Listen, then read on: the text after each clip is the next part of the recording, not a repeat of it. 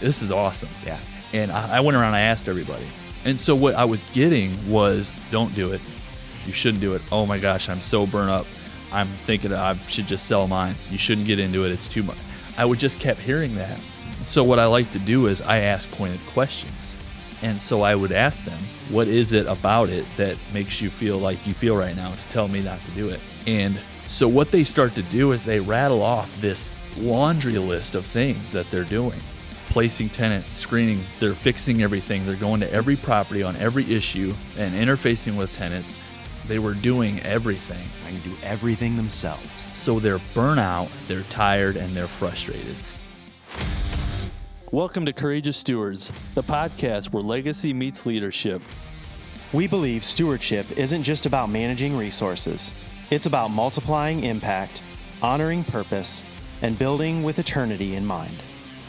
Each week, we dive into business-focused discussions on real estate investing on a foundation of faith and family. We have a desire to inspire listeners with a heart to reclaim their time, talents, and treasures for something greater. Whether you're growing your portfolio, leading a business, or a family, we need to become the best version of ourselves. This is your space to gain wisdom, walk in courage, and steward what matters most. Let's build what lasts. Let's lead with love. Let's become Courageous Stewards. All right, everybody, welcome back. This is episode 13 of the Courageous Stewards podcast. And today we want to talk about how to avoid some of the rookie real estate investor mistakes that we have both made in our early days of investing. And you kind of have a tendency sometimes to even revert back to making these mistakes, even after you have some experience in the game. But I'd like to start out, we were having some conversation off air that I thought was really interesting with regard to sending your kids to college or kids having the desire to go to college, and it not always being a bad thing, but what some of the positives and negatives are a little bit. And then we can maybe transition and dive into these real estate rookie mistakes. But talk to me about your oldest son is kind of in the process of deciding whether he wants to go to college, doesn't want to go, what he would even go for. What are your thoughts on that? Yeah, so it's exciting to see Brett the way he is and the way he's interested and how hard he works. He's got a lot of drive in him and ambition, and so he's looking into colleges. So we're going Saturday for a tour at BG, and he's got a few different interests around his schooling. And I'm all for college. I think it's great in regards to having a plan A, having some structure. And although I see the college whole demographic changing long-term down the road with the introduction of AI and all these technologies that just give us full access to everything. You can learn anything at any time. And I think companies are starting to value the character traits sometimes over the piece of paper. So I think long-term, college may start to lose some of its value, but I don't think that's going to happen on the short term. So I still see value in go to college and get the degree, have a plan A, but at the same time, being in entrepreneurship, I have that heart for both my boys to do that same thing. And then you start to go, does it make sense to take on $100,000 in tuition debt if you're going to go into business for yourself? I've sat next to so many people in my jobs that have a lot of college debt that they struggle to pay off. I mean, their job pays decent and stuff, but they have other bills too. So you're trying to buy a home while you're sitting on a home loan that you've got from college. Right. So it's such an interesting thing to navigate now with the mindset I now have. Before, I'd have been 100% go to college, get your tuition, get your degree, and go get a good job. Yeah. Now I'm like, well, what are you interested in? How can we pursue that and just go after it, make it a business, monetize it, be successful in what you are passionate about instead of a college degree? So I'm going to encourage him to go into where he's comfortable, what he wants to do, and what is his interests. Yeah. Because honestly, like we just said a minute ago before we started recording, was I don't want him in real estate because Dad's in real estate. That's not fair to him. Right. I don't want to be the football dad that's like, I played football in high school and my kid likes to paint art or he likes to be in band. Yeah. And I'm like, no, you got to play football because your dad did. Yeah. That's not fair to him. I don't want to be that dad to Brett. I want Brett to go find what Brett's interested in. Sure. And pursue that thing and be wildly successful at that thing. So it's just interesting. My inner dialogue is all over the place. Yeah. Around this particular topic right now as we're starting to enter into that phase of my oldest starting to pursue schools and colleges. So it still stands true that you can do both. You don't have to be a massive real estate developer and investor and not have another occupation. I would say the majority of investors Absolutely. have an occupation. Our stories are both that same thing. Yeah, and even carrying through until retirement. A lot of investors don't have the desire to have enough property to where they don't work another job. They still have a passion to do whatever they went to school for. Yeah. You know, they have a degree in, they've worked many, many years to become experts in this other field, and they want to stick to that. But to offset their retirement, or they want some additional income throughout the year or whatever, you can still be in the real estate game. Yeah. And I encourage my kids, even at a younger age, because mine are a little bit younger than yours, get started young in ways that don't feel like you're an investor. Like house hacking, for instance. You know, I'm encouraging my oldest son, who's only 14, to start looking at duplexes, even now. And he can rent those couple out for now while he lives at home and kind of develops his skill set and figures out what it is that he wants to do in his future. Right. And then he owns a duplex before he ever leaves mom and dad's home. Yeah. At some point when a tenant moves out, he can move into that side, still rent the other side, basically live for free. You know, through many years of time, or maybe he does go to college, or he follows an interest. My son's a lot more like hands-on, so he's talked about wanting to get certification as a welder or something in the construction field. I think those are going to be great paying jobs. Yeah, Brett and I have talked about that. He kind of has an interest for heavy machinery Oh yeah, operations, and it's like, that's not going away. you know, and that's going to pay well. Absolutely. Pay well. And I've told both boys that, because see, our generation grew up and it was all about technical. My dad was like, go to college, get a degree, work with your mind, not with your hands. We flooded the market with people that are doing those very jobs now. So the supply issue is now on the hands-on trades. Right. So the money's going to flow there. And I tell the boys that. Do what you're interested in. My youngest likes to work on the lawnmower with me. There you go. It's like, dude, you know, go be a mechanic. Go Right. figure that out and go do that thing when you get older, because it'll pay well. There's not enough of them out there. But you're absolutely right. There's nothing to say. You can't go to college, have a long-term career, and do the entrepreneur thing off to the side as a supplemental to your regular income and still live a very fulfilled life. So I'm just keeping my options open, having him keep his options open, and making sure we're pursuing what Brett is interested in, not what I am, you know? Right. Yeah. I think that more times than not, you're going to see a lot of people that do only want 1 to 5 units. In America, I would say that's the most common investment strategy. You have a job, you raise your family, maybe your spouse works, and you have 1 to 5 rental properties. Yeah, I and know a that's few totally people. fine. There's nothing wrong with that. We both know people who are in that Yeah. game. Most people, I would say, in America are. They're not looking to have 20, 30, 50, 100 units and leave their job. So why not use both? Yep. You know, Yeah, you're to absolutely create right. a great life. And then if it opens up that avenue and Brett starts to take an interest in it solely, Yeah. he can still pivot into that, just like you and I both did, out of a career into it full time and grow it that big if he wants. Right. Right. You know, so I just have to keep that mindset. Yeah. So that's a great spot right there to transition to these 5 rookie mistakes that we want to try to suggest that you try to avoid as you're learning the game. And maybe these are going to be a little bit more difficult for people who only have a few rental properties. Their mindset is not to learn and know everything about this game. They just want to make sure that when they're ready to pull the trigger on a piece of property as an investment, that they're not making significant mistakes that they're later going to look back and go, geez, if I only would have known that I should have looked at this thing or that thing or done this a little bit different, I could have avoided the problems that I'm dealing with now. True. You know, they just want somebody to tell them there's these 3 or 4 or 5 things that you really want to focus on when you're purchasing a property so that down the road it's not problematic. You don't look back and go, shouldn't have bought that place.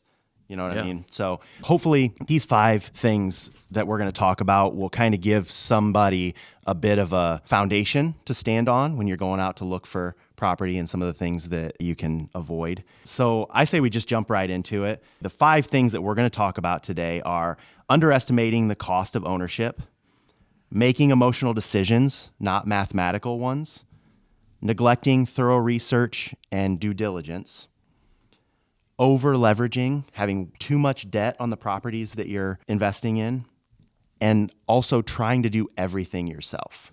So let's start out with underestimating the cost of ownership. This is one that I think any new investor gets wrong.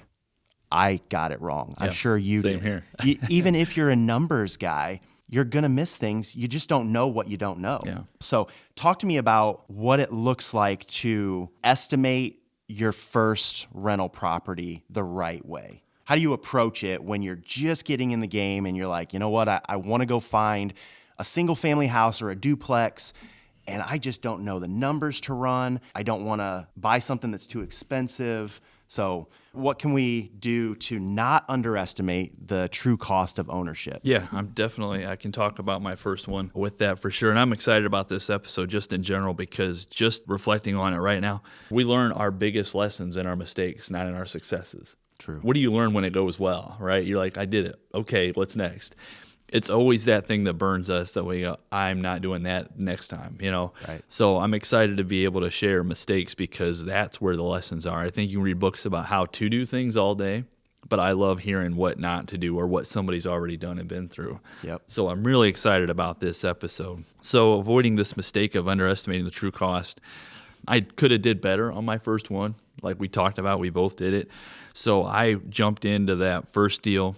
I'm a risk mitigator, so I like to take low risk going into something, which I think most of us do, but you could have taken a value add approach, bought something cheaper that needed more work, things like that. I bought more turnkey going into that first deal. And so it had to do with making sure that the risk was, to me, perceived a little bit lower. Now, there were still costs associated with that first deal, but when I did it, I followed the basic fundamentals of buying that first deal from what I read in the books. Simple underwriting, just sitting there and going what the mortgage is going to cost, what the rent's going to be, what my expenses are to be. And I make sure I get real expenses. I run the calculators, I run the numbers, I call for insurance quotes. I look at property taxes on the auditor's site to make sure that when I'm sitting there putting that budget together, it's as close as it can be. And so we have a lower vacancy rates around here. Yeah. So I ran 5%. Sometimes they say 8 to 10. It really depends on your market. So I had laid all those out, and that was great. Got it started, got it rented and everything. But I was not ready for just that one had like repetitive fixes. You'd fix something, and then it was clogged again, and then somebody'd have to go in, and then they'd fix it again. And I think sometimes, too, I wasn't ready for just learning the property. You go, you get it, you check it out, you're like, this looks great. And then you get a tenant in there and you get some weather, and then, okay, there's water in the basement. And it's like, okay, where's that coming from? And now you've got to, there's missing gutters, and you've got to go put those on. Yeah. So it was a lot of just those unexpected things that came up. I knew the numbers that were fixed, you know what I mean, like as far as mortgage and insurance and taxes. It was just the repairs and stuff, and it doesn't take much on a unit that's, you're making $150 a month cash flow on to wipe out your entire year's profit Easily. in repairs. So I don't know that I was necessarily ready for that on that first one. Yeah. And so if we go back and talk a little bit about the first step that you're going to want to get when you decide you want to start investing in, or you want to go find a rental property, whether it's just a single family or a duplex, just so everybody's kind of aware, anything below 5 units is considered residential. If you're looking at properties that are 5 units or more, you're playing in the commercial game, and that changes a lot of things. Changes how you run your numbers. You need to consider cap rates and a lot of more complicated calculations maybe that you wouldn't necessarily need to dive too much into if you're staying in the small rental space, 1 to 4 unit space. I would recommend that you guys go find a property analysis calculator. Yeah, they're all over the place. I use those right off the rip. Yep. And one that I can suggest just because I know it in my mind is Bigger Pockets. They have those calculators that you can use. You can plug the numbers into, and it'll spit out whether it's a good deal or not a good deal. Yeah. And we can kind of work through some of the details of numbers that you should plug in. But that I would recommend being your first step. Yep. And start doing that before you decide to buy the property you want to buy. Start running calculations on all kinds of properties. Look at things that are for sale right now on the MLS or on Zillow or Realtor.com, and just start plugging in the numbers to those properties to see, are they going to work or aren't they going to work? You'll find more times than not that they're probably not going to work, and that's why they're sitting on the market. If somebody's not buying the home to live in it, there's no real other option because the price point is elevated beyond what an investor is willing or able to pay based on the numbers, the calculations that they run. Yeah, that's a great tip, Jake. I spent a lot of time practicing the underwriting, and the underwriting, what we mean by that is just simply documenting all the numbers in the deal when you're buying it, what your mortgages are, all those costs associated with it. And at the bottom, you should see your cash flow when you take your rent, subtract all your costs on a monthly basis. So I ran those practice drills, just like Jake was saying, over and over again. I literally went on Realtor.com, looked at single-family homes, ran the numbers. Yeah. And just for practice, just so I knew when that deal was going to hit, what it was going to look like. Yep. So some of the things that you should probably consider with regard to percentages that you should deduct out of the income that you're going to make on a property. The first one that comes to mind is maintenance repairs. What percentage typically across the United States are people deducting from their monthly income? For me, in my mind, I think it's somewhere between 8 and 10% of their monthly income is what they're calculating they're going to spend on maintenance repairs throughout the year. Does that line with kind of where you're at? I do. Yeah, I do mine a little different. I don't do mine on a percentage basis. I don't know if it's the right or wrong strategy. I do like a maintenance fund. Okay. So it's just a fund, and what it is it's a certain amount per door. I do probably around $750 a door. A year. A year is in that account, and that's got it. So it'll be, when that's full, it's got a certain amount in there. Okay. What I do is I let the account build throughout the year with rent, and I let that maintenance fund or whatever run down to a certain number. Once it hits that number, we go back to the cap fund and we replenish the reserve. Okay. The reserve is my maintenance fund. Okay. A little different strategy, but it's just having that cushion in there really is ultimately the important thing. Yeah, it is. You have to have that. You can't go around and have the cap fund helping with the big purchases, big repairs, and buying units with no reserve. So Yeah, that leads us into people understanding the difference between an ongoing maintenance fund and a CapEx fund, right? Those are two very different things. very different. Yeah. Ongoing maintenance fund is somebody calls you and says, hey, my drain is plugged in the kitchen and I need somebody to come take a look at it. If we're not able to go do it ourselves, we call the plumber, we send them out there, he bills us $150 to go unclog their drain, we move on. That's regular maintenance. We also then get a call from that same tenant and they say, my water heater just went out. And we go over and we look at it and we realize there's no fixing this thing. Yeah. We have to replace it. So we call that same plumber. That plumber is going to replace this for, call it $1,500. Mm-hmm. That's a CapEx expense. Those big expenses that don't come up very often, maybe once in the lifetime or twice in the lifetime that you actually own the property, but you better be prepared for the big things you need the big along with the small things. So a CapEx fund is crucial to have set up where you have a solid amount of money in it for those big expenses, but then also a small amount of money throughout the year set aside that you can pour into the property if there are little things that come up. 100%. I keep a reserve, and then we have the CapEx fund for those things. Now, I definitely, looking back at this mistake of underestimating, mine was the CapEx. That's what I underestimated. Okay. I mean, you call for some of these jobs and have these things done. You get a quote. They get out there. They start the work. You might as well plan 30% higher than whatever that original quote was. Yeah. Because oftentimes they're finding more. They're having to replace other things that they weren't anticipating. And so that for me was a bit of my surprise to the underwriting and the planning in regards to underestimating the true cost of ownership. Right. And you had a recent example of this that actually just happened with some windows, didn't you? Yeah, so it was a really small, that was a pretty minor example. They had quoted so much for windows, $1,800 or something. And I was like, yep, let's get those few windows changed out. And they got out there and started. Well, the sills were rotted. And so the guy calls me and he's like, we're going to replace all this wood in these sills because they're not healthy and we're not going to put new windows on rotted wood. I was like, absolutely, let's go ahead and do it. Well, that was $500. Mm-hmm. Right. You know, so you can sit there. I have this wrote down because it was something I struggle with, is I think forecasts can be fantasies. So if you're forecasting or you're projecting, oftentimes we like to make it look the best, right? So my forecast or my projections were always just all the rents and the bare minimum costs. Right. And those numbers look nice, don't they? It's just like, yes, Yeah. that's awesome. How cool is it to have, $7,000-$8,000 a month in profit on all your properties? But then you get down to it and you go back and you look at your expense sheet. I spent $70,000 in 2025 on expenses for my little portfolio. Yeah. Didn't see that coming. So you think all this profit, and then you run your expenses for the year from all these things that surprise you that if you're not paying attention to and you're not planning for, can derail your entire portfolio. Yeah, that's the perfect example of underestimating the cost of ownership. Yep. You go in thinking, well, all I need to do is calculate how much rent I'm going to get and what my mortgage is, and I get to keep the rest. Yep, exactly. No. Yeah, it's a fantasy. It is a fantasy. And I fell into that trap. Now, I do keep that off to the side just to look at. I like to see my numbers, but I know I put a lot less weight into it now because I know that ain't going to happen. Right, right. Your margins, you got to guard your margin. I am a numbers guy, and I've learned to make sure I quantify my metrics. I watch my numbers. I know what my profit margin is for the year. But yeah, it's a lot less than I anticipated starting out. But I know this is a long game, so I'll be patient with it. Yeah.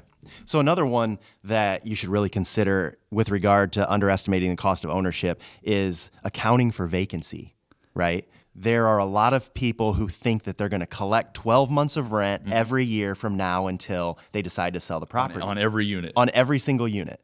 And so you run your numbers based on that, and you forget that you're going to have guests that are going to move out, and you have to prepare or have a season of time when you're putting the property back to a livable state and then getting somebody else to rent it from you, which on average in our area tends to be around a month. Yeah, ours is pretty quick. We're pretty fortunate around here. Yeah, but even a month, that's, if you're renting the property for $800 a month, we'll just say on average, then you have to account for that $800 not coming in for the month of whatever that you don't have a tenant in that unit. Yeah, and it's a big hit, not to mention when those utilities get taken out of the tenant's name and start coming back to your house. Yeah. Now you're paying the utilities on top of the lost rent that you have, and if you've got a cleaning in there or something else or some additional costs, it can add up really quick and slow down that profitability on that unit. Yeah, that's another one that I tend to err on the side of caution and add about an 8 to 10% vacancy rate to the numbers that I'm running, just to make sure that I'm not overestimating what I'm going to bring in income. Yep. You want to err on the side of caution. Absolutely. I totally agree with that. I love being on the conservative side, the cautious side when you're running your numbers, because then it makes the extra, nice. If you do get surprised that it didn't turn out as where you had your numbers projected, that's a good thing. Yeah. And then we also talked already a little bit, but I'll touch back on it again, on including CapEx, right? We want to make sure that we have a CapEx fund, and we're pouring into that in small chunks so that over time it builds to a larger number, and we can use that to replace roofs or water heaters or busted windows, or you had a broken main sewer line that had to be dug out and replaced, and those are CapEx expenses, and they have to be accounted for. So just some things to consider. That's not to say that all of these numbers at the end are going to take all of your profits and you're not going to be profitable.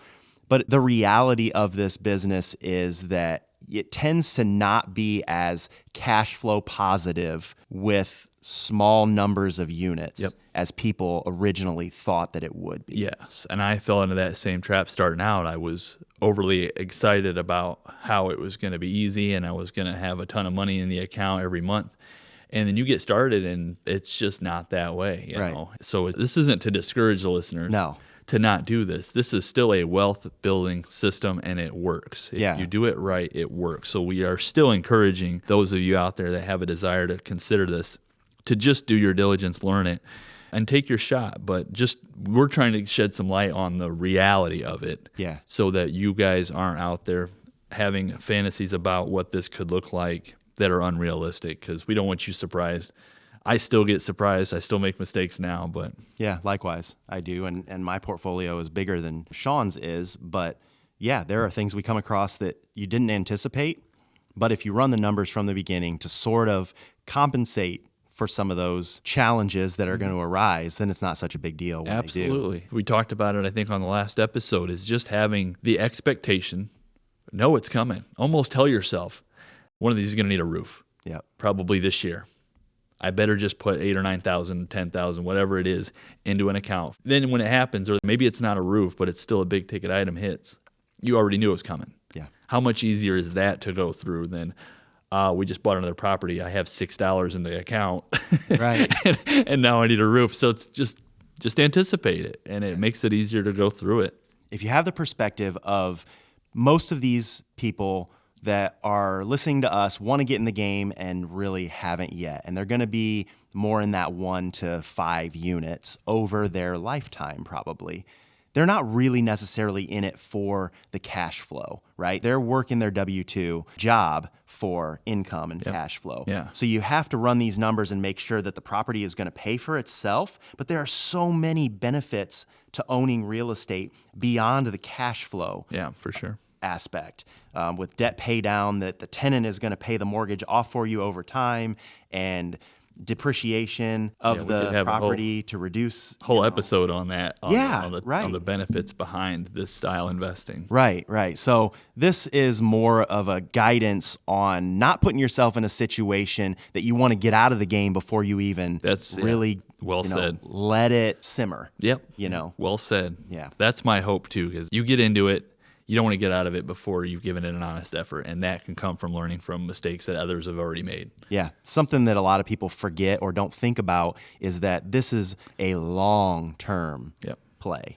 It is not a firecracker. We're not buying a property to flip it to make $20,000 and get on to the next thing. No. This is something that you spend a lifetime cultivating, learning about. And even if you only have a few properties over your lifetime, it can make a world of difference in your retirement or later on when you have paid off properties and you're able to refinance and pull cash out, or you do then have significant cash flow because you don't have the mortgage to pay. There's a lot of benefits long term. So get in this game not for the next year, but for the next 20 or 30 years. Which is a great segue into the next topic, because you talked about firecracker. I want all of it and I want it all now. Yeah. You can't have that in this space. And you can't expect that really. I mean, you're going to have good deals. There's good deals out there. Sure. But you can't go on it flying on emotion. And so our next one is making emotional decisions, not mathematical ones, right? Yeah. And so we've both done that. I think we both shared stories. Even the unit I was going to buy before unit 1 was that story. And it was, I got shiny object syndrome. I saw something that was super affordable, but had foundation issues. And I sat there, you could have rented it like it was, but it was still going to need foundation work. And just having somebody check in and go, do you really want this to be unit 1?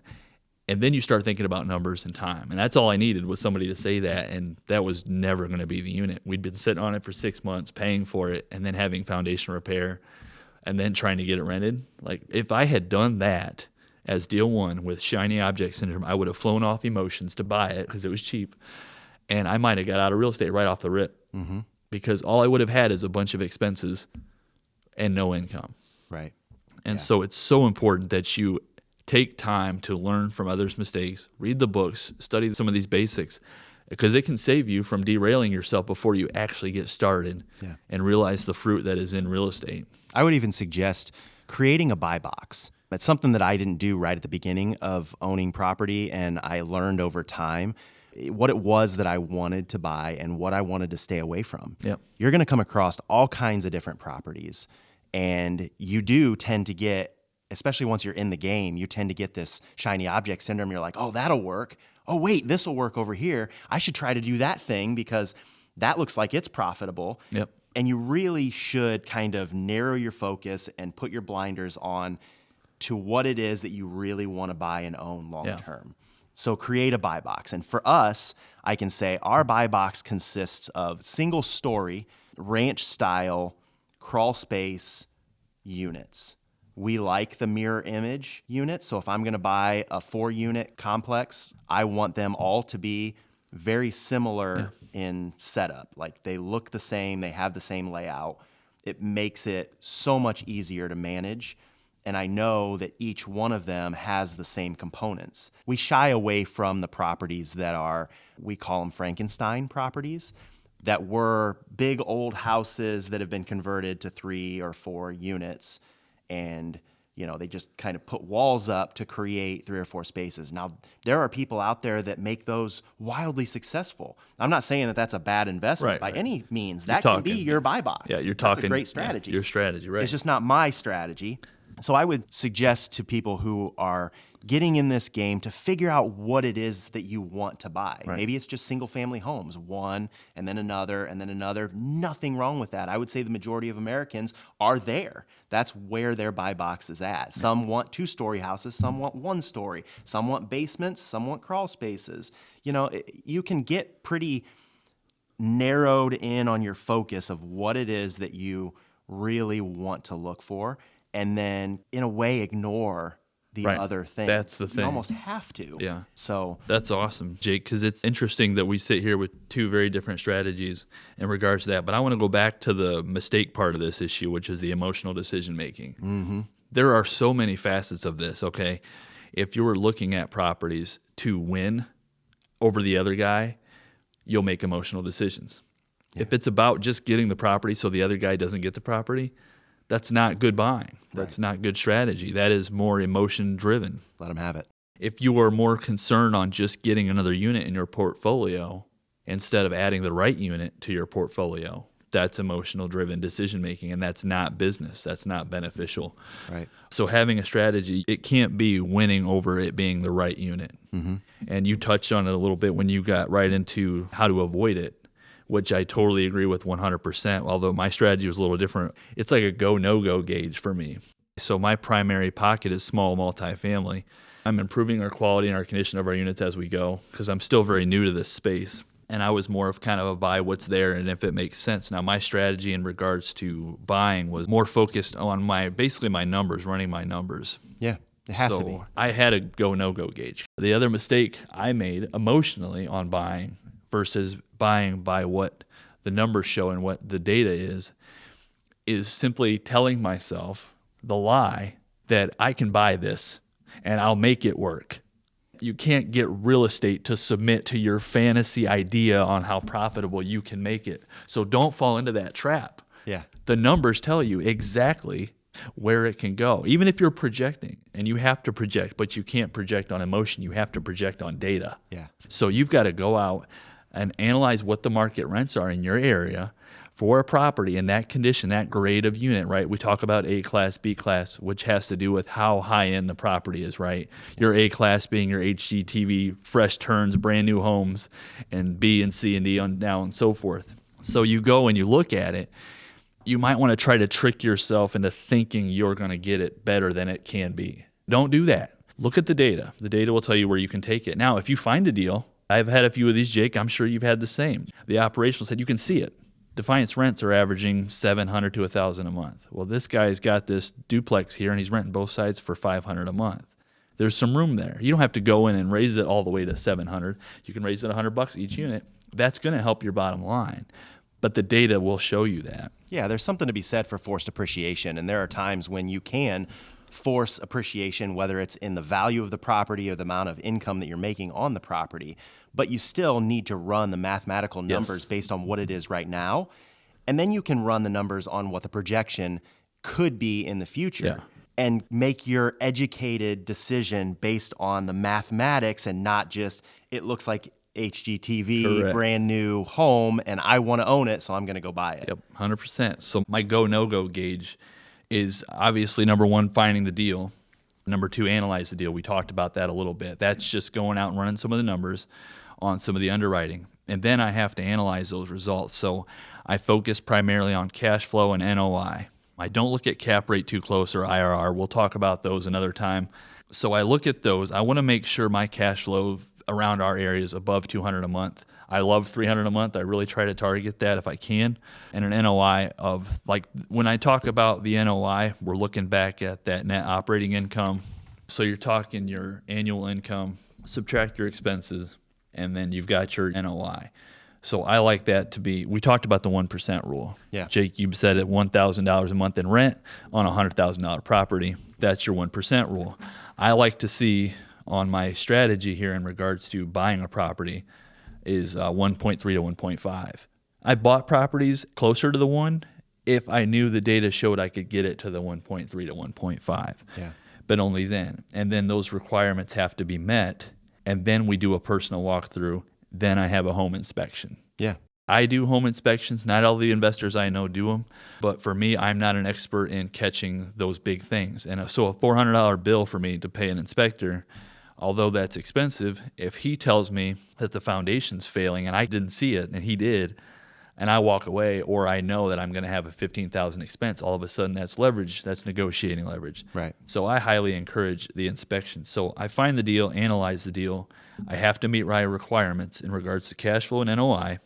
I do a personal walkthrough, then I do a home inspection. If those pass, I purchase the property. Yeah. There's no emotion there. I've now taken my free time, that gray area that my brain likes to go, I could do this or that. It's like, no, does it hit this?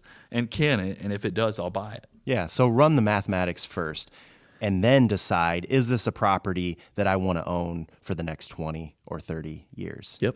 Only then, after you've run the numbers and you realize this can work, then you look at the property more closely and decide, is this something that I'm going to be happy with owning long term? Because that's the game that we're in, the long-term game. So make it about the mathematics first, then decide emotionally, am I comfortable with moving forward on this particular property, or am I going to get a year or two down the road and regret that I purchased it? Yeah, definitely. Even if the numbers do work, there are properties like that out there. I've owned several that I get several years into it and I'm like, I just want to get rid of this. I don't care how much profit it makes. It's just not my thing. It's not maybe in the area that I should have purchased in, or there are many, many factors in why you may or may not down the road decide you don't want to own that property. So that should be a definite thing to look at, but it shouldn't be the first thing. The first thing should be, do the numbers work? Yep, I agree. And I want to go back to explain the NOI a little bit, net operating income. Basically, the net operating income is calculating all the income that you bring in minus your expenses. And that's not including debt service, and that's not including your taxes. Correct. Okay. Those two things are not figured into net operating income.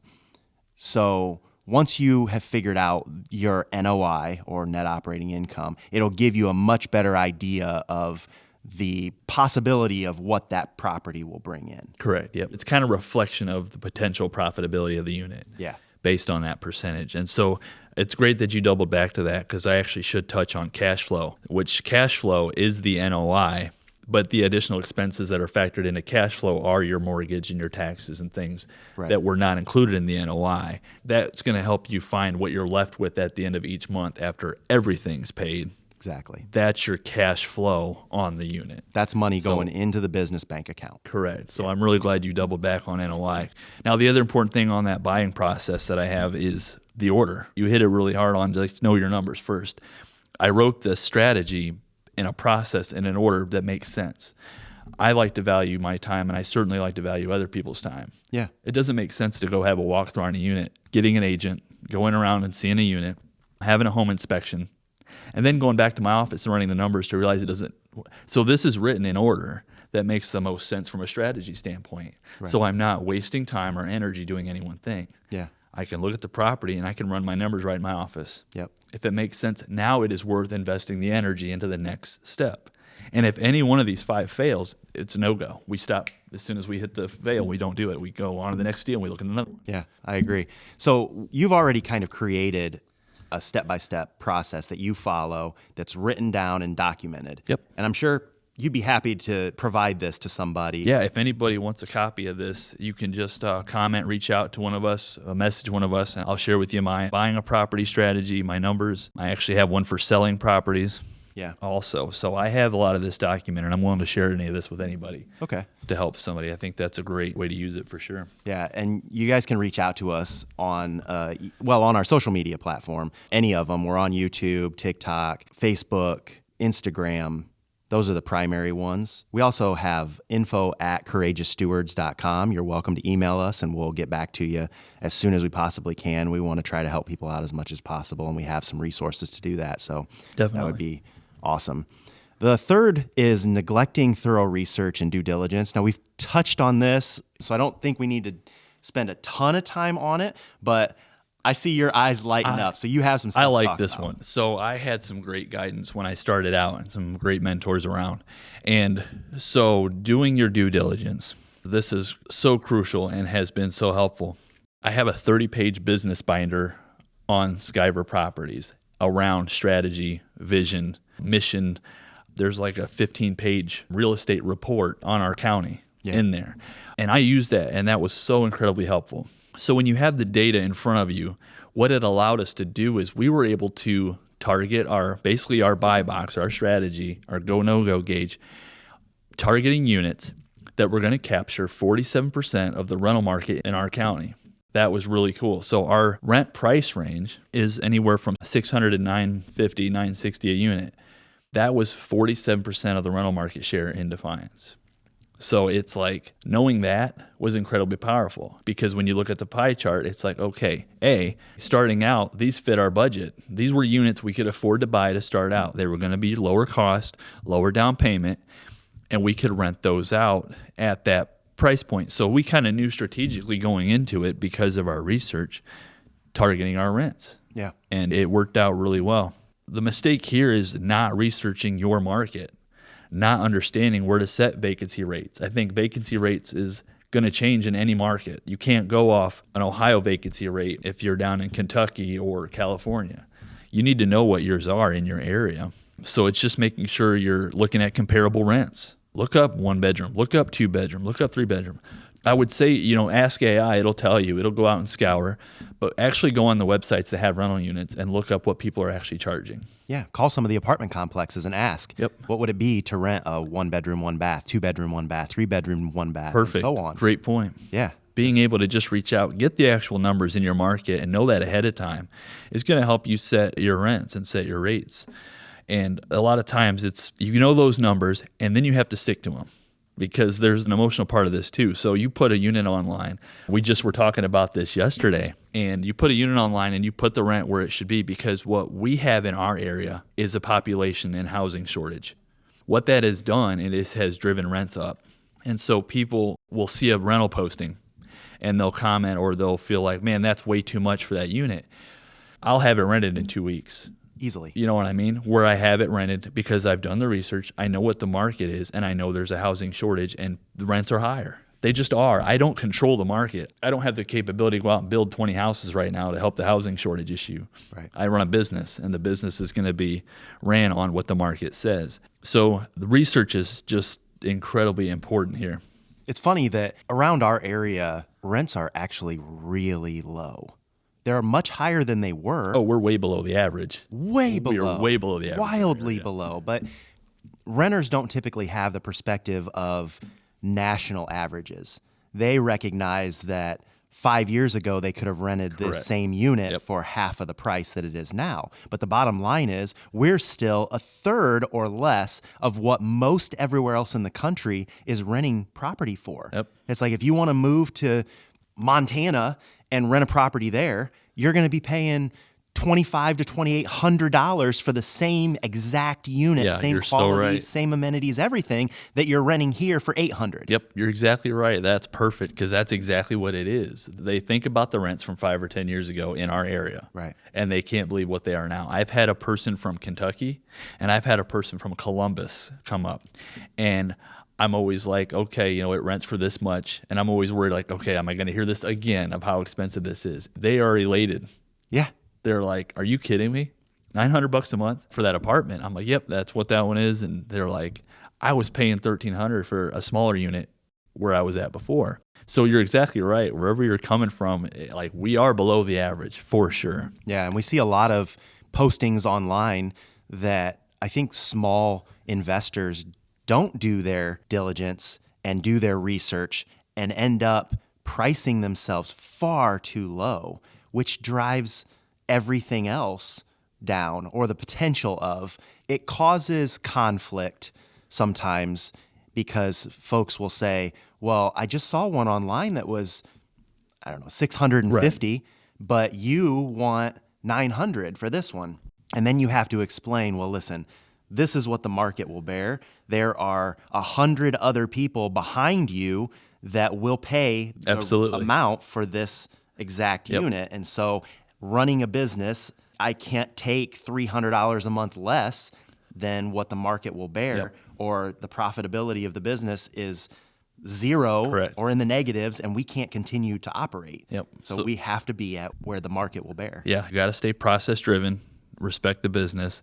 And people are going to talk no matter what you do. Sure. No matter what you do. You could give it away. People will still be like, that's too high. Yeah. You know what I mean? It's just, they're always going to have that person out there that's going to say that. So we're talking about neglecting the research and the diligence. How do we avoid it? Something you could do, even if you were going to start looking at a particular property, is I'm a pretty trusting person. I like people. Yeah, and likewise. I think it's good to have that heart in general. But I think when business, I've heard it a lot, trust but verify. So when you are buying a property and that seller is like, oh yeah, my rents are $1,000 on both sides. And you're like, I'm in, I want to buy this thing. And you get it and you close on it. And then all of a sudden you realize each is renting for $700 and $775. Yeah. He got you buttered up to buy the unit, and then you've got to now deal with the fact that you're under rent. Your profitability may be nothing now because you had your cash flow projected at $1,000 aside and you went off his word. Yeah. Your best practice is to get documentation on these things. I actually require lease copies from the person I'm purchasing the property from. I want to see the actual lease copies signed by everybody so I know what the rents are. Mm-hmm. Then I have that because at least you know and you verified that the rents are what they are. I would even take that a step further, and you can sign a non-disclosure agreement, an NDA, with the person that you're purchasing from, which gives them the security or the warm and fuzzy, I guess, if you want to call it that you're not going to go blabbing about their private information. But by doing that, you can get additional documentation showing what it is that's actually happening on the property. Yep. For instance, bank statements, bank deposits. So even if the lease agreement says they're getting X number, you can physically see their bank statement and show it's being deposited every single month. This good. tenant is paying on time every single month, because they will play the game of telling you that it's doing much better than what it actually is. 100%, yes. You know, and for that reason, I would say take those few extra steps. It's 10 to 20 minutes worth of work asking your agent or asking the seller, if you're working directly with them, hey, listen, I do trust what you're saying, but I just want to verify. Yep. And that's the safe and responsible practice whenever you're purchasing a property. That's all it is. And a good person is going to understand that there's a degree of trust, but like it's a business. Yeah. Not take it personal. Right. You know, you're right. I'll get you that documentation. If they're not hiding anything, they're going to provide you whatever you ask for. Yep. Because they're interested in selling the property. That's the way Sean and I both are, is that if we are in the process of selling a property and the person who's buying it has discomfort in some area, we want to set their mind at ease with truth and honesty and good character. And there's a lot of investors out there who are that same way, and they want to provide you with what you need to make a solid purchase. So if we're looking at another way to avoid this mistake of not doing your research and your due diligence, is one I do particularly, hiring professionals, basically having experts on your team to help facilitate the purchase of that deal. One, of course, being home inspections. We talked about that a little bit. One of the biggest, most costly mistakes is to buy a bad property. Yeah. And that can be super detrimental. I mean, Jake, you and I were working on a partnership on maybe purchasing one and then maybe selling it or adding it to the portfolio. And we had an inspector who went into it, and I had already gone into it and looked at it, and I was like, it's not bad. It needs some updates. We had an inspector go in. He got down and found out the foundation and the whole thing. He saw enough that he basically said, run. Yeah. He concluded that it had structural issues that were so bad, an engineer was going to have to come in and kind of rebuild part of the house up so that it was strong and structurally safe. Yeah. And his exact words were, run, don't walk away from this deal. And so that saved us probably a lot of headache and a lot of struggles and a lot of money on trying to do what we had planned to do with that. And if we had just done it ourselves, we might have closed on that deal and ended up having the headache. So that inspector, we had to pay him, $500, and I'd write that check all over again. 100%. Because that would have been a nightmare from that point forward if it had structural issues all the way up that whole unit. Another point here is there's a difference when it comes to real estate agents. If you're working with an agent on a property online, a lot of people know the residential market. A good realtor is going to guide you really well when it comes to purchasing your first-time home. Your primary. However, residence. Yes. I would highly encourage you, if you're looking at investment properties, you need to work with an agent that has experience in investment properties. Yes. Couldn't agree more. I love doing it. I'm licensed with the Merrimaid Realty in Bryan, Ohio. So you can contact me to help facilitate if you start looking for your first investment property. I do investments. I have a portfolio, and I'm also licensed to buy and sell real estate. And I have the experience in the rentals to be able to help guide you on your investment purchase because I can speak the language. And I think a lot of times an investor will value that. A couple have called me. And when I'm able to speak the language about the NOI, what it looks like, what the rents are, what their cash flow could be, I can be able to talk their language. Right. They value that. So having an expert or having a real estate agent that's fluent in investment properties is really beneficial. It's going to help guide you. And they may give you things that you weren't thinking about, So I think just having experts, having the right people on the team to help you avoid the mistakes and provide you the experience to have that diligence and that research and that information you need to purchase a good property. Yeah, that is one of the most valuable tips I think that we'll give all day is find a realtor that understands the investment side of real estate. Because like you said, there are a lot of realtors out there who are primarily in the primary home buyer or seller space. And they're not in the investment property space, and they don't understand that game quite as much as maybe they should to make an informed decision and to give their client the proper information. And it is wildly important, especially when you're getting started, to be able to communicate with somebody that understands this game maybe better than you do and can help, that has the heart of a teacher, that can help walk you through the process and kind of hold your hand in a way along it, so you guys can almost form a team and work together. You win and the realtor wins. It's a formula for both of you. Yeah, it's a partnership. I like to look at my transactions and my clients as partners. Right. I want to serve you, I want to help you, I want to walk with you along the entire way to the finish line and beyond, and it's a partnership. That's good. So let's move on to number 4 because we're kind of running out of time here, and I want to make sure we get through all of these. So number 4 is over-leveraging, too much debt. And this one is super dangerous, maybe the most dangerous.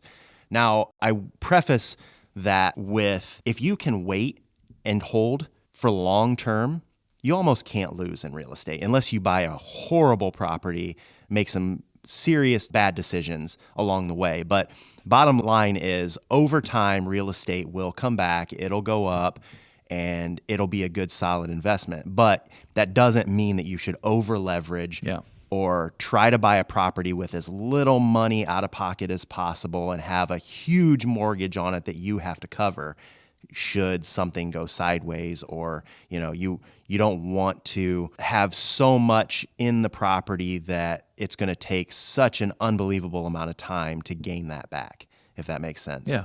And so it's really important. In my mind, I try to be at 50%. Wow. Okay. And that's a hard thing to achieve. I understand that. That's not the majority.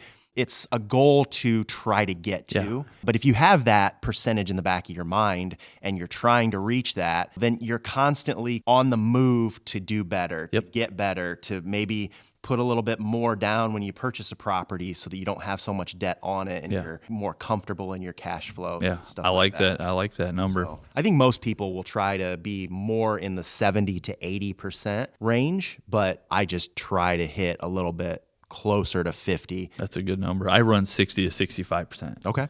So the mistake is just, over leveraging, borrowing too much. You can get creative in financing. We talk about that a lot, but you got to be careful. Yeah. Because you're going to go out and borrow the down payment and you're going to borrow the mortgage. Those are the things that'll start to take you backwards, especially if you're new. Even like myself, you can be new in it, over leverage, then you're going backwards. Because now the things you weren't anticipating, like the CapEx, the expenses, the surprise costs we were talking about earlier, start to happen, and you're already over leveraged, and so there's nothing there to go to. So it's just another thing to make sure you have cash reserves, a capital reserve, and then your maintenance reserve fund. Have those built up, have those full to a certain amount to protect your investments, basically. And then I like the buy, stabilize phase. So we do phases, basically, and I think that resonates with a lot of investors. Is I'm in seasons of purchase, heavy buy, not a lot of money sitting in the account. But then I got to go back. So I got to stabilize again. That might be some debt pay down, some things like that, some building up the accounts again. Yeah. And then I go buy. So it's a cycle of buy, stabilize, and just being conservative with debt and not letting it go, because you're going to damage your cash flow. Right. Every time you borrow again, especially if you're borrowing both the down payment and the mortgage, you're starting to dip into actual cash flow more and more. Yeah, some people have a much higher tolerance for debt than others. And I would just caution people to lean on the side of being conservative in your numbers. Even if you're more of the risk taker mentality. That's great. You have to be that person in this space. Yeah, it does take that. But bring it back to being conservative, running your numbers. Yep. Make sure that your numbers show you that the property is one that is going to be okay, even in the worst of times. It'll be great in the best of times, and you'll be able to force appreciation and or increase rents or whatever the case is. But in the worst of times, when we have a downturn, you're not putting yourself in a position where you're going to lose everything. Yep, great point. That's not somewhere that any investor wants to or should be. Yeah. So don't jump into something that's putting you at that kind of risk. And then I think the fifth one is trying to do everything alone. And you already touched on this one, dude. This is so when I first started into this space, I was telling everybody what I was thinking about doing. Mm-hmm. I was intentionally going after people that were already doing it. I'm like, hey, here's what I'm thinking about doing. This is awesome. Yeah. And I went around and I asked everybody. And so what I was getting was, don't do it. You shouldn't do it. Oh my gosh, I'm so burnt up. I'm thinking I should just sell mine. You shouldn't get into it. It's too much. I would just kept hearing that. So what I like to do is I ask pointed questions. And so I would ask them, what is it about it that makes you feel like you feel right now to tell me not to do it? And so what they start to do is they rattle off this laundry list of things that they're doing. Placing tenants, screening, they're fixing everything. They're going to every property on every issue and interfacing with tenants. They were doing everything. Trying to do everything themselves. So they're burnout, they're tired, and they're frustrated. Yeah. So this one is I love number 5, trying to do everything alone. That is what I heard people say when they would tell me that. I'm like, well, you're doing it all by yourself. I had already understood at that point, even before starting it, that the value of a team. Yep. You win because you have good people around you that are winning with you. And so I knew that. And so I kept hearing that, and I'm like, that's not a good enough reason. Yeah. I'm sorry, that's not a good enough reason. You're choosing to carry the weight of the entire business on your shoulders alone. Now, I'm very involved in my business. We talked about it before. Mine is not passive. Yours is not passive. No. We're in our businesses. But I have a team of people. And before I ever bought my first property, I built an entire team of people. Yeah. I had a realtor. I had an attorney. I had a lender. I had mentors. I think mentors, it's not on this list here, but having mentors is super important. I had contractors, handymen. I was connected to plumbers. I had a team of people that were willing to help me as I started this journey. So before I bought property 1, I did the thing that was going to help me avoid the pitfall that everybody was telling me, saying, don't do it. Why would you get into that? You're crazy. You're going to be burnt up. Yeah. It's not worth it. Build a team and do it first before you even buy a property in 1. You're going to feel so much better because then you're a little more separated and you have more delegation in regards to making the pieces move, and you don't have to be there doing every single piece. And this is a mostly free concept. People think, well, I have to have a staff, and I don't have the money to have a staff. I can't pay people to do all these things. You don't pay them until you use them. Correct. And people don't tend to wrap their mind around that and therefore never create the team to support them when they need it. You're exactly right. You know, a real estate agent, you're not paying them until you purchase a property. Yep. You know, a lender, same thing. They get their fees when you close on that property. Yep. A contractor or handyman, you're not paying them on the daily. You're paying them when they go to fix the toilet or the electrical outlet or whatever the case is that you need to call them for. A real estate attorney, you only reach out to them when you need them, but you want to have all of these in your tool belt, correct, so to speak. You know, great the point. more tools that you have on your tool belt, the more things you can take down. Yep, that's a great point. I wasn't writing checks and writing all these salaries to these people. No. Trying to start out a real estate business buying property 1, right? It wouldn't work. Yeah. The team is just built up. Just focus on the relationship. So even when I was building this team, we were going to lunch. I took my lender out to a Mexican restaurant. We just sat down and talked, got to know each other a little bit, shared our core values, and then just started talking a little bit about business. And then I reached out to a great realtor I knew already. You know, it's coffee, lunches, and we're just talking, getting to know each other. We're almost like building the strategy of the business together as a partner. Yeah. Everybody kind of knew the game plan. And then when it was time to execute, it was a phone call. Mm-hmm. Hey, I want to see this one. She knows why. Hey, Bill, I need you to see if you can finance X amount for this property. Yeah. I was like, I know what we're doing. And so if you can share that with them, now your team already knows what you're doing. They can respond quicker, serve you better, and then you can add value to them through utilizing their services. and then they're getting paid, and you're all kind of winning collectively. That's what I love about this space. Yeah, it's buy-in from all of these different professionals, right? They understand your strategy. They believe in you. They've gotten to know you a little bit prior to even having you call them for that thing that you need them for. Relationship work first, then business. Yeah. Relationship first, then business. This is definitely a relationship game. Yep. Without a doubt. And one of the first ways that you can begin to build your team is just by developing relationships with folks who are in these different fields. And then even use them to recommend to other people. I still do that even with you today. Financial advisors that I may know, or electricians, or I don't know, whoever. Like if somebody calls me and says, dude, I have this thing going on and I'm struggling to know how to handle it. Do you know somebody that I can reach out to? Yeah. Sure. Let me send it to you. And it creates an ongoing cash flow for the people that you're working with, but also they know who sent that person their direction. And for that reason, they hold you in higher esteem and they want to come work for you when the time comes that you need them. They'll drop everything else they're doing.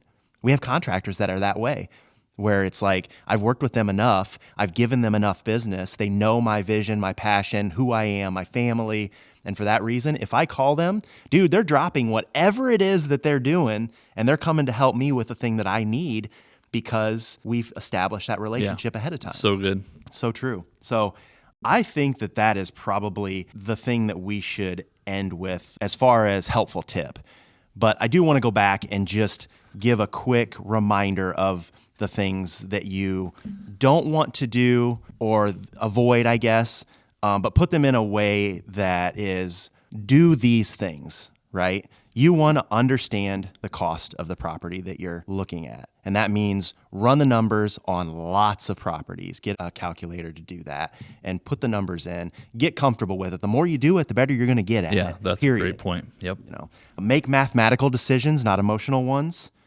Do your research. You want to do your research as much as possible. And again, the more you do, the better you're going to get at it. Even if you only ever intend to buy 1 to 4 properties and hold them over your lifetime, you still need to understand this game. And if you're not sure what research to do, ask AI what factors to consider starting to buy your first property. 100%. It'll just give you straightforward outline. Yeah. Use the knowledge of everything that everyone has already put out there.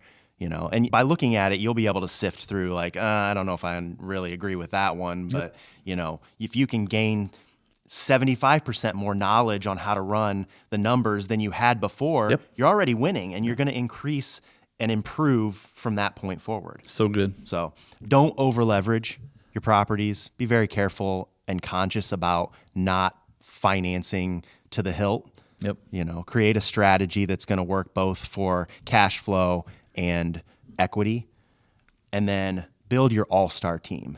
And that's how I really want to end this podcast, is remembering that your team will make you successful. Absolutely. And you're going to go fast maybe by yourself, but you can go to the moon with people around you. Absolutely. You're going to build a much more solid, stable team, and it's going to keep you in the game. If you try to do all this by yourself, like Sean was saying a little bit ago, it's going to burn you out. There's a lot of people out there that you talk to that have done this for a number of years, and they do everything themselves. And for that reason, they don't want to be in the game anymore. And if you surround yourself with a good team, you can do so much more. It changes everything. I credit everyone that came alongside and helped when I was building that team to create it. Going from 0 to 18 units in less than 2 years, it has to be a team. Right. The credit's to them. I was in there, but without the people around me doing their parts, it couldn't have went that fast. There's no way. Yeah, I agree. So, guys, go find us on all of our social media platforms. We're on, like I said, we're on TikTok, we're on YouTube, we're on Facebook and Instagram. We would love for you to interact with us. Leave us a comment, subscribe to those channels. We're going to put content out on there as much as possible, and we look forward to seeing you there. This one's been a really fun one, and I'm looking forward to, here shortly, we're going to start having some guests on the podcast. I think that we can kind of dive into some of their stories. I know, and you know, a lot of people that have really interesting backgrounds. They've built something from nothing, and we're encouraged to hear what they've done, how they've done it, and how we can maybe implement some of the things that they're doing in our own businesses to make us more wildly successful. Yeah, we're really excited about the roundtable platform and having guests on it. We're new to that, so bear with us a little bit on the start of that, but we are very excited. We have found ourselves in this very space having casual conversations, not recording, with some people we know, and it's like, man, this is gold. Let's get this. Let's start capturing some of this. So I'm very excited about the guests. Yeah, I think it's going to be really good. So keep tuning in. I think we're going to start that here real soon. We already have a couple that are scheduled, so we're excited about that. But anyway, God bless. Have a great week. We'll see you next time. Thanks for joining us today on Courageous Stewards, where legacy meets leadership and faith fuels the journey. If this episode stirred something in you, share it with someone who's ready to step boldly into their calling. Subscribe, leave a review, and stay connected as we continue to explore what it means to lead with conviction, serve with excellence, and build with eternity in mind.